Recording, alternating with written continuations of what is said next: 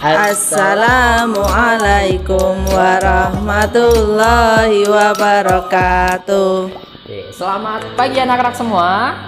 Nah, di sini kembali lagi bersama Pak Dedi, dan di samping Pak Dedi ada Bu Hima. Bu Hima. Tahu tidak, hari ini kita akan melanjutkan materi di pembahasan tema 2, subtema 3 tentang gemar menggambar. Nah, Bu Hima, gimana Pak? Untuk materinya yang akan kita sampaikan ada apa aja, Bu? Oh iya, untuk materinya hari ini kita mau bagi menjadi 3 mata pelajaran. Yang pertama adalah PPKN, yang kedua bahasa Indonesia, dan yang ketiga matematika. Wah, asik ya. PPKN-nya mau belajar tentang apa nih Pak Dedi? Untuk PPKN, nanti kita akan belajar tentang memahami keragaman karakteristik anak-anak. Kemudian nanti yang bahasa Indonesia, Bu Hima. Oh iya, bahasa Indonesianya juga kita mau asik-asikan nih. Kita mau belajar tentang cara duduk yang baik, cara membaca yang baik, dan cara menulis yang baik. Nah, asik ya. Yang terakhir, yang ketiga matematika ya. Matematika, anak-anak. Matematika itu nanti kita akan mengenal tentang bangun ruang ya, Bu ya. Pengen tahu? Yuk belajar bersama. Anak-anak, oke, kita lanjut ke materi yang pertama ya. Yang pertama, kita akan belajar tentang materi PPKN. Materi PPKN yang pertama yaitu kita akan mengenal tentang keragaman karakteristik seseorang. Di sini Pak Dedi punya contoh. Budi memiliki keluarga inti anak-anak. Nah, tahu tidak, keluarga inti itu ada ayah, ibu, dan anak. Nah, ini adalah keluarga inti atau boleh dibilang keluarga kecil. Namun dari keluarganya Budi ternyata punya karakteristik yang tidak sama anak-anak. Tentang kesukaan ya, kita mulai dari ayah Budi. Ayah Budi adalah seorang arsitek. Kemudian tentu pekerjaannya tidak lain adalah menggambar bangunan. Ibu Budi memiliki profesi sebagai seniman. Nah, seniman itu ternyata kesukaannya Ibu Budi itu adalah melukis anak-anak. Kemudian ada kakaknya Budi nih. Kakaknya Budi itu seorang mekanik. Kemudian dia punya kesukaan juga dalam menggambar, yaitu menggambar kerangka mobil. Sedangkan Budi ini memiliki cita-cita. Dia punya harapan kelak akan menjadi seorang pilot. Nah, karena seorang pilot, dia suka menggambar pesawat anak-anak. Wow, siapa yang punya cita-cita pengen jadi pilot? Berarti sama seperti Budi. Jadi, tentang karakteristik seseorang itu tidak bisa sama. Pasti ada perbedaan. Namun dari kita harus saling menghargai antara satu dengan yang lainnya. Ingat, saling menghargai adalah poin dari pembelajaran hari ini. Nah, untuk matematikanya kita mau belajar tentang bangun ruang. Di tema 2 dan subtema 3 ini, Bu Hima mau mengajak anak-anak untuk belajar tentang bangun ruang. Apa sih bangun ruang itu? Bangun ruang adalah suatu bentuk yang mempunyai ruang dan dibatasi oleh sisi-sisi. Apa saja bangun ruang itu? Jenisnya ada banyak. Ada yang berbentuk kubus, ada yang berbentuk balok, ada yang berbentuk bola, dan ada yang berbentuk tabung. Nah, sekarang Bu Hima mau kasih contoh nih benda-benda yang termasuk ke dalam bangun ruang. Apa saja? Yuk kita simak ya satu demi satu. Nih, yang Bu Hima pegang ini adalah bola. Bentuknya melingkar bulat nih. Bangun ruang bisa juga disebut 3 dimensi karena dia bisa dilihat dari semua sisi. Bu Hima lihat dari belakang bisa, dari samping bisa, dari depan juga bisa. Nah, ini bentuknya bola. Nah, contohnya anak-anak sudah tahu ya, bola itu ada banyak. Ada bola basket, ada bola tenis, ada bola pingpong, ada banyak lagi. Nah, terus yang kedua adalah bentuk kubus. Kubus itu bentuknya seperti ini. Nah, sisi-sisinya adalah berbentuk bujur sangkar yang sisinya ukurannya sama. Nah, ketika digabung-gabungkan dia akan membentuk kubus. Contohnya kubus apa ya? Anak-anak pasti punya di rumah yang suka main ini.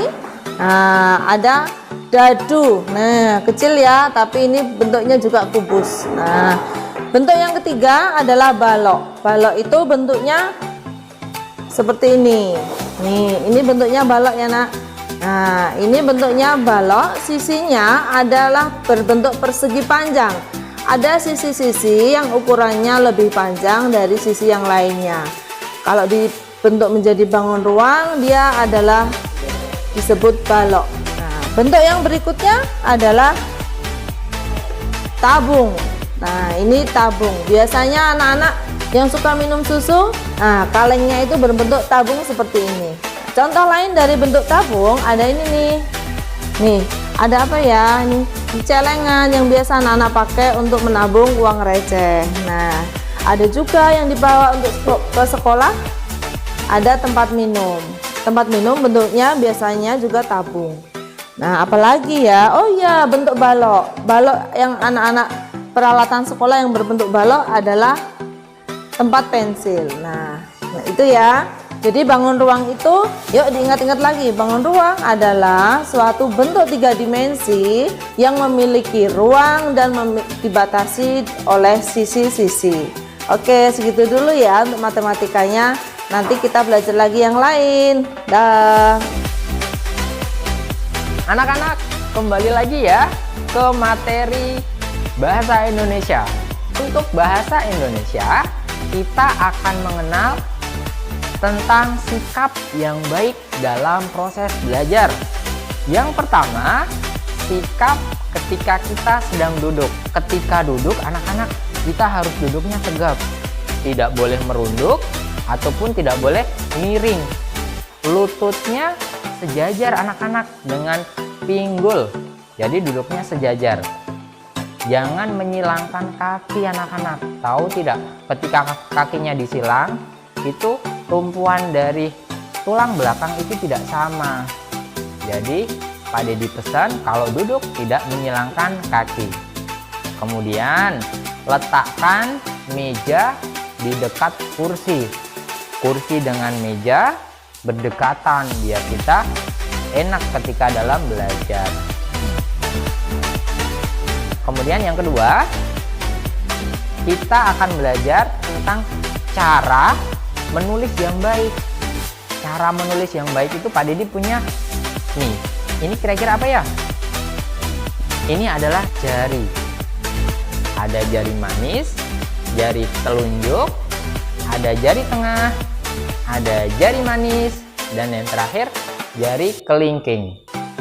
Untuk proses menulis, itu yang kita gunakan adalah 3 jari. Tara! Nah, ada jempol, telunjuk, dan jari tengah. Untuk yang 2 jari ini kita tidak fungsikan anak-anak. Nah, kemudian nanti pegangnya seperti ini. Hap. Nah.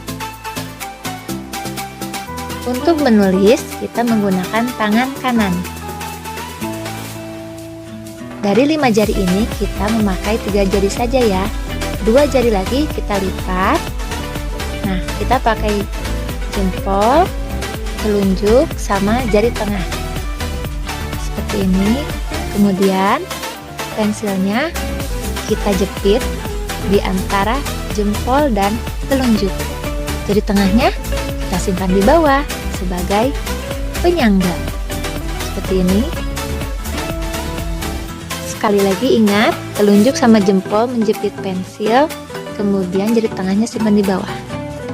Selamat mencoba!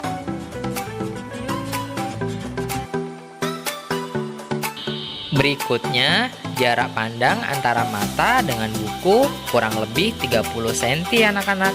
Tidak terlalu jauh dan tidak terlalu dekat agar mata tetap sehat.